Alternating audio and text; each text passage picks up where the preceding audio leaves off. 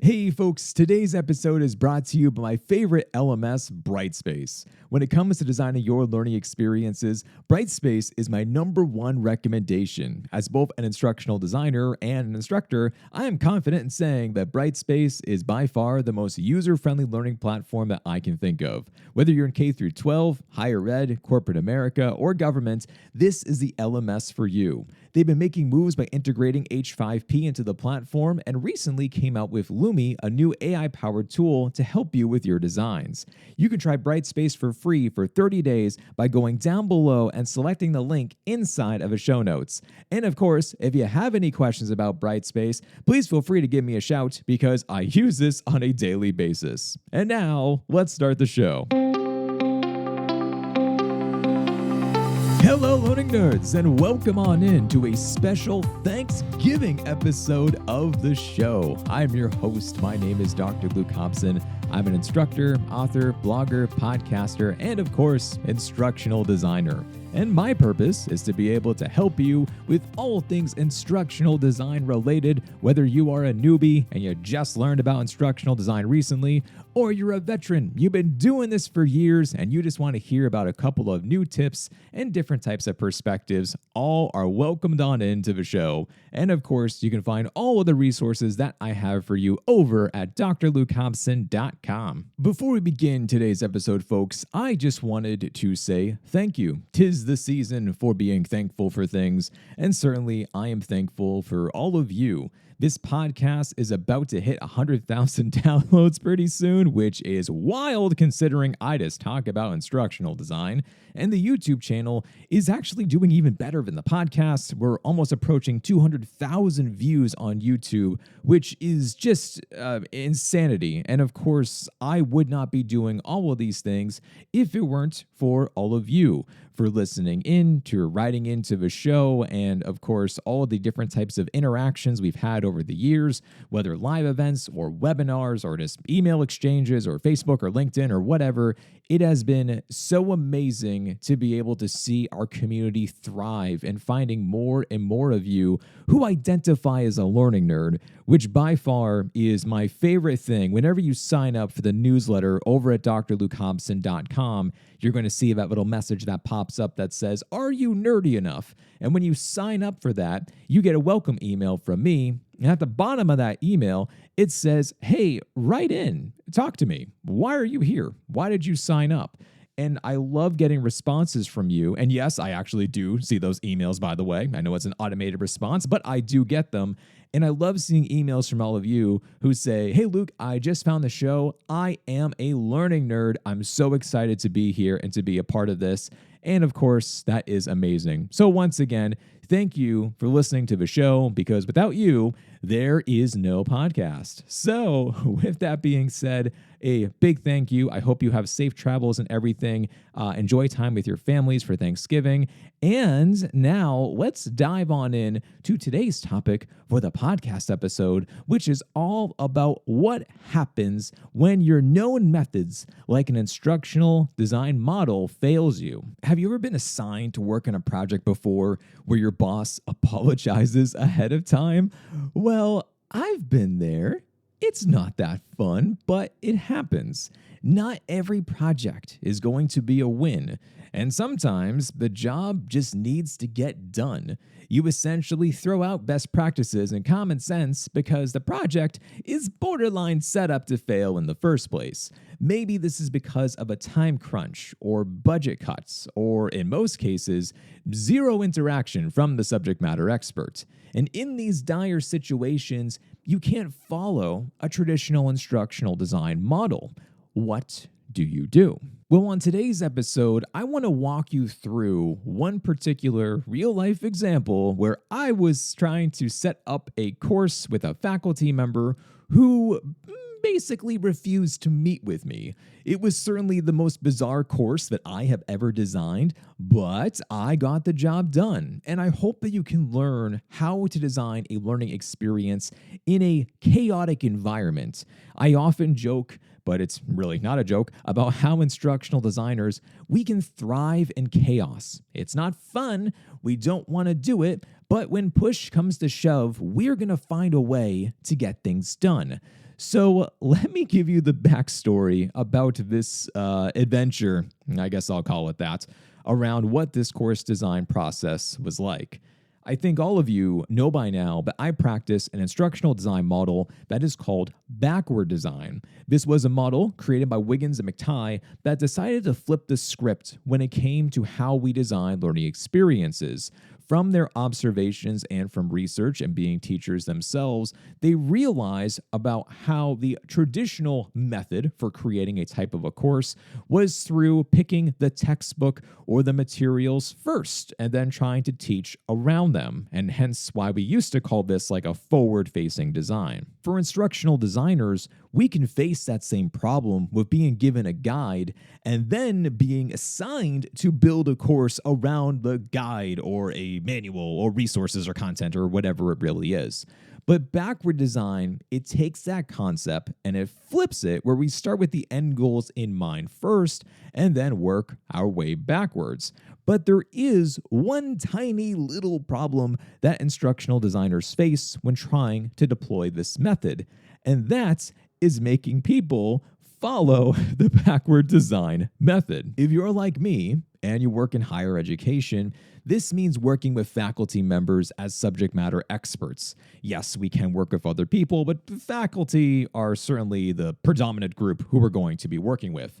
And we're trying our best to show them a new way for designing learning experiences and talking essentially about the transformation of going from a traditional face-to-face model into a new and a improved online version, because of course it needs to be different. We can't just take one concept and immediately it's going to translate into a different type of concept that simply does not work. So this usually means with this process, gradually introducing new concepts, walking them through different forms of processes, showing examples of well-developed courses, like your champion courses, what were the best ones you've designed, and then partnering with the subject matter experts, with the faculty, on the backward design process and going through with course mapping techniques. For 99% of my projects and working with subject matter experts, this works.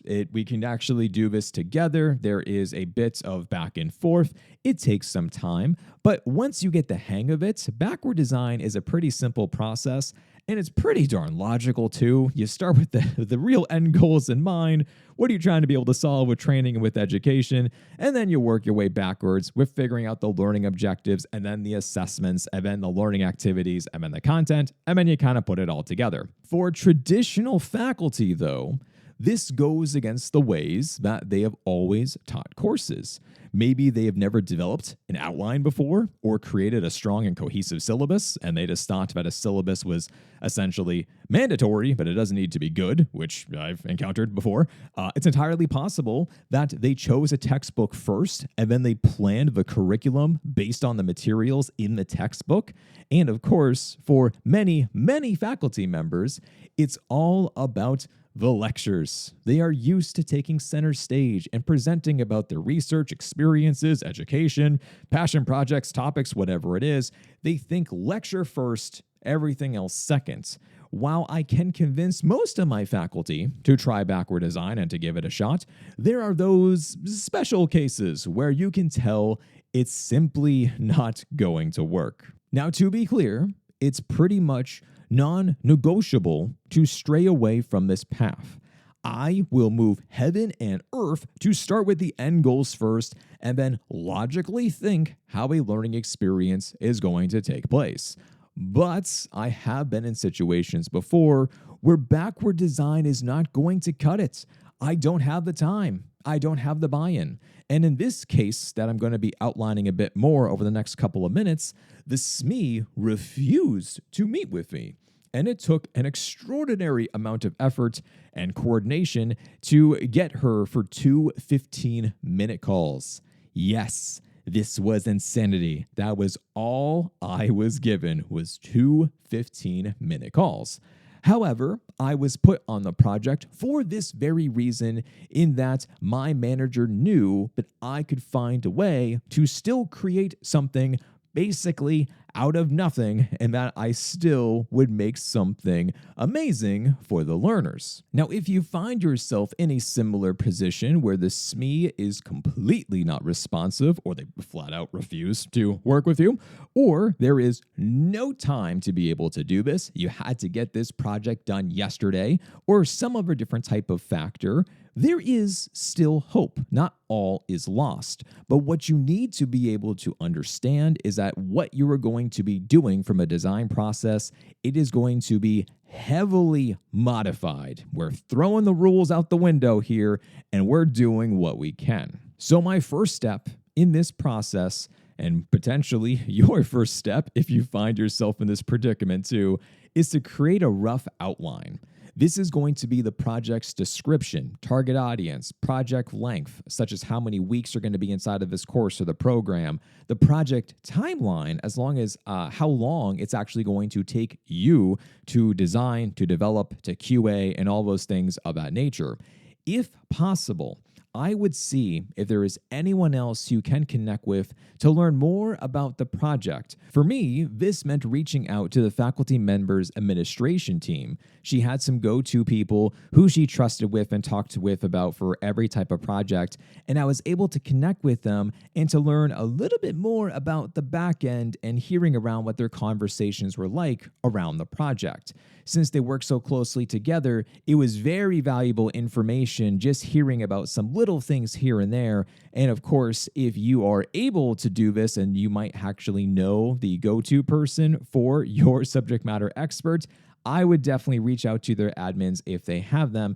And if not, of course, you can always talk with your manager more, or your peers, or anyone else who potentially might make more sense to speak with about the project. Once you have your rough outline, I then want you to do a rough draft of the learning objectives. These will 100% be revised. There's no way they're going to be perfect, but you want to have some kind of rough learning objectives. And even if this means just simple bullet points, whatever you can put down on paper, I would do so. The idea is that when you meet with your subject matter expert later on, you can present to them the learning objectives and then ask for their feedback on them. I'm certainly not looking for them to be able to give me feedback on how to write a learning objectives, but it's more around just, did I get the topics right? Am I understanding enough as far as for where you want the learners to be able to go inside of this course? Your main objective with this type of an idea is to prepare as much information as possible before you meet up with the subject matter expert. This way, your conversation is going to have a tight agenda of going through each and every item. And of course, this usually means starting with the rough course outline and then the learning objectives. Whenever you finally get a hold of a SME and you can actually have your meeting, in my case, my first 15-minute call I had to have with this person, the topics are going to come out for the weeks, and the topics are going to come about for the videos. Every course that I design, by the way, has videos. It's rare that we just have some form of only readings and no form of multimedia, and I'm going to assume you might be in this case as well. But if you're not, and let's just say that you are only going to be using a textbook or an article or something, then you're going to be trying to figure out more around like just the content topics as a whole. And if you're thinking about videos, inside of this part of the conversation, you're trying to then break the videos up into smaller sections, or we call this method chunking for the videos, and making sure that we have a very clear idea of how many videos and which topic goes with what video. If the faculty member mentions that they just want to be able to do one long video, this can always be edited later on. It is absolutely not ideal. It is never fun to break this up. But if we're talking about worst case scenarios, which that's kind of like the theme of this podcast episode, we're in a worst case scenario here trying to design something, it can still get done. Either way, from your conversation with that SME, the video topics really, really matter. And that's what you need to be able to get from this initial conversation. From here, you can take the video topics and space them out in a course map to show the SME where they would fit inside of a course. And your course map, by the way, it could be a Google Sheet, it could be Miro, it can be Canva, whatever you use is totally fine as long as the subject matter expert knows how to read it. That's what's important here. You're not trying to be able to create one other challenge for yourself by trying to teach the SME how to read the document you are working in. So for that reason, I always use Google Sheets or Excel or something very, very simple when I'm under this type of duress for being able to design a form of a learning product. Now, from this point, while you're still speaking with your SME, I want you to ask them a series of questions that are going to help you with figuring out what kinds of assessments that you're going to be creating. So, a few ideas. Ask them what a successful course completion looks like. If a student or if a learner completes your course, what would they say that they learned about? What was the most important part? How would they show mastery of a skill? What would they submit to you to show that they really did learn about the course topics? You are essentially trying to speak the language of the instructor, of the SME. You're trying to be able to meet them in the middle here. And my best guess is that you will have some form of answers that revolve around submissions, presentations, essays, or some type of a project. Is it going to be perfect? Of course not. Rough ideas, rough drafts. That's kind of the nature of this theme for this episode. The rough idea is that we're trying to be able to figure out where we are and where we're trying to be able to take students, and we can always flesh out these topics a bit more in the future. But once you have this conversation, though, you will then have an outline. You'll have a draft of a learning objectives. You'll have video topics or reading topics. And then once again, you're going to have some form of an idea of rough assessments. My hope for you, and in my case when I was dealing with this, was that it was enough information to be able to work with. Then this meant going back to the drawing board, going back to the course map, and filling in all the details, filling in all the gaps. And you can then show the next time that you meet with the SME about everything else, like the connective tissue of the course, the introductory text, the welcome messages, the video descriptions, and obviously the activities, the assessments, the discussions, and so on and so forth. I'm not worried about trying to be able to show them every single thing, obviously, like we're not diving into rubrics or any of the nitty-gritty, but enough to say, hey, if a student went into the course and they went into page by page inside of a learning management system, this is what they will actually see. The goal of this conversation and of like this show and tell project is that you want the SME to be able to give you that sign off. You're trying to get their buy-in. I'm assuming that you need this buy-in, by the way, for your project. I know that I do. I need the approvals in order to be able to move forward with things. So either way, make sure that you're getting this information and making sure that you're really getting this type of sign-off at this point in time if you do need this. These are almost my exact steps. Actually, it is my exact steps. I'm not sure why I said almost. These are my exact steps that I did when I met with the SME for the second time. I showed her every step of what the learning journey is going to look like. And funny enough, I actually surprised her. I came up with one assignment, and keep in mind, I am not the subject matter expert. I'm not the technical expert. Obviously, we can learn pretty much anything as instructional designers. That's kind of our superpower here. And I put together an idea for an assignment, and I pitched my idea to her inside of this meeting. And she was like, wow, that's actually good. I'm like, oh, well, good. I'm glad you think that what I do can actually be good. I'm like, positive. I'll take the slight win for instructional design right there. But anyway, being able to then get her positivity around some assignments, she then asked, can I do that more for the rest of a course?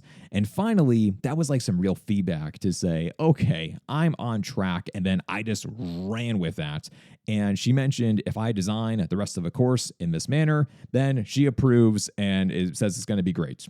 I was like, okay, good enough for me. I will take this and I will just go from here. At this point in time in the project, I knew that was it. I had my 2 calls, I had my 2 meetings, and I got the approval, which is what I was hoping for. So now this meant it was time to pivot, and this is when I hired 2 outside subject matter experts. Think of like junior subject matter experts to be able to help me out. Once again, I did not have enough information and knowledge on the topics that I was designing to really understand all the ins and outs. I knew enough to be dangerous, but not enough to really create everything from start to finish. So I had to bring in help. And luckily for me, they understood the predicament. They understood the assignment, and they were like, oh, okay, yeah, we can do this with you. And let's start to be able to think about this, piece by piece. And of course, a part of this process was that we did have to revise things, go back, tighten things up, rule some things out and start over from different types of assignments. And that's kind of the nature of the beast, where we're going back through with everything from the learning objectives, the readings, the assignments, and essentially everything else in between. It was all on the table to be able to be improved upon. And that's just how it was. And of course, I was a bit stunned, I'm not going to lie, to see that we actually pulled it off in the right time frame. And indeed, the course did go live, and we actually, once again, surprisingly, received a lot of positive feedback on the course, which was amazing to be able to hear. But of course, we did also get feedback around how we could improve the course, and that made a lot of sense from hearing more from their comments and things of like, oh yeah, I would have never thought of that. And of course, if I had more time, then maybe this could have gone in a different direction. But I did not have time, and I did the best that I could with my circumstances and the situation. And if you find yourself in this similar type of a situation, that's really the mentality to have, to say that I did the very best that I possibly could with everything else that I was going up against. But you know what? I finished. It was done. And sometimes that's just it is what it is. So the next time, friends, you face this situation and you are finding yourself in something very similar where this thing needs to be done by yesterday, just know that this does happen. It happens to the best of us. It doesn't matter where you work or how many years you've been working as an instructional designer, what you've accomplished, or anything of a sort.